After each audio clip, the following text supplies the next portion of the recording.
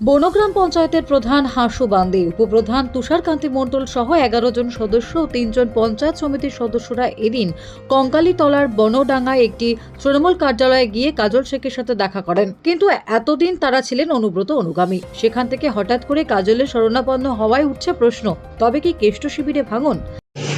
সাঁইথিয়া বিধানসভার বনগ্রাম জিপি থেকে বনগ্রাম জিপি গ্রাম পঞ্চায়েতের প্রধান সহ তিস্তর গ্রাম পঞ্চায়েতে উত্তীর্ণ জোড়া ফুল চিহ্নে সমস্ত জনপ্রতিনিধিরা এবং ওখানকার যারা ধারক বাহক তারা সকলে এসেছিল। বীরভূম জেলার ১৬৭টা গ্রাম পঞ্চায়েতের মধ্যে বনগ্রাম জিপি বর্তমানে 15 ফিনান্সে 1 নম্বরে আছে। সর্বতই তাদেরকে সাধুবাদ জানানোর কথা ছিল, সেই হিসাবেই তাদের সঙ্গে কথা হয়েছে আমার, এবং তারা এসেছিল, তাদেরকে সাধুবাদ জানিয়েছি। এবং ওই গ্রাম পঞ্চায়েতের যদি কোনো দিক দিয়ে কোনো ঘাটতি বা কোনো খামতি থেকে থাকে উন্নয়নের দিক দিয়ে, সে বিষয় নিয়ে আলোচনা হয়েছে এবং সেগুলো লিখিত আকারে বীরভূম জেলা পরিষদে দেওয়ার কথা বলেছি। দিলে বীরভূম জেলা পরিষদ আধিকারিকদের সঙ্গে নিয়ে যত দ্রুত সম্ভব ওই অঞ্চলের যে ঘাটতি বা খামতিগুলো আছে সেগুলো পূরণ করার চেষ্টা করব। তাছাড়াও আরেকটা কথা বলি, যে প্রশ্ন আপনারা করছেন, আমি 365 দিন মানুষের পাশে থাকার চেষ্টা করি। সকালে উঠে আমার বাড়িতে যাবেন, গিয়ে দেখতে পাবেন 70 থেকে 80 জন মানুষ আমার সাথে কথা বলার জন্য আসে।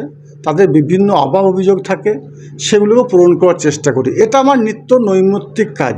আমার কাছে এটা নতুন ঘটনা কিছু নয়। হয়তো আপনারা আজকে দেখেছেন বলে আপনাদের মনে হচ্ছে এটা নতুন ঘটনা। তারা বলছেন যে অনুব্রতর কাছে গিয়েও কোনো হেল্প পাওয়া যায় না। দেখুন, সেটা তাদের বিষয়, কিন্তু আমাকে হেল্প করার জন্য, আমাকে সহযোগিতা করার জন্য মাননীয় মুখ্যমন্ত্রী মাননীয় মমতা বন্দ্যোপাধ্যায় এবং আমার দলের সেনাপতি অভিষেক বন্দ্যোপাধ্যায় বীরভূম জেলার সভাধিপতি আসনে বসিয়েছেন বীরভূম জেলা উন্নয়নের স্বার্থে। সেটাই আমি নিঃস্বার্থভাবে করে চলেছি, করে যাব। কেষ্টদার অনুগামী, আপনারা সঠিকই বলেছেন, কেষ্টদার অনুগামী ছিলাম আমরা।